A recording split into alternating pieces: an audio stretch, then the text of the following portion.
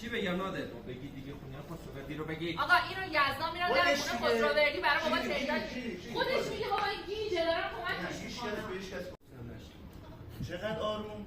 میگه داری که آروم میزان آروم بودن رو من چجوری گفته آروم گفته برای بابا حرفم داری مگه؟ خب بس خجالت بکشم من 40 ساله که هنوز این بچه‌های 4 ساله قرار می‌کنی 4 ساله معلومه من خوبم من خیلی نادر مگه من خوب نیستم به نظر من تو خوبی. من خیلی خوبم من حداقلش آقا کنار خانواده‌ام بودم پدرم رو دیدم سر یه سند خونه قرار نکردم با خانواده‌ام برم عین تو هم نبودی هم طلبکاری از اون همه.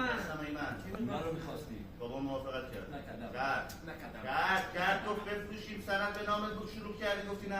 این فلاکس نشه بود که ما خونه رو بفروشیم نشه بود. آقا حرف من اینه هیچ کسی اندازه نادر مراقب بابا نبود. سلام. این مراقب بابا بله. اینقدر کریک نبوده مراقب بابا بوده.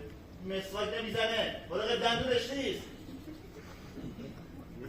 جناب سفید دندان. من واسه خودم مراقب بودم جناب ولی کجا بودی؟ هر جا. کجا بودی؟ زندان بودم. زندان بودی. دیده آقا ناراحت شده با خودش بیشتر فکر کرد گفت آقا چیکار کنم خدایا پدرم داره میمیره خسروردی تریاک نداره خواهرم داره گریه میکنه فکر کرده آها خسروجردی داره میرم من خسروجردی براش میگیرم به همین راحت یوسف بگو براش همش بگو بذاریم بگه میفهمی بگو یوسف کیه کوکش نه کنم من پام شکسته تحرکم مثل تو نیست نمیخوام بگم.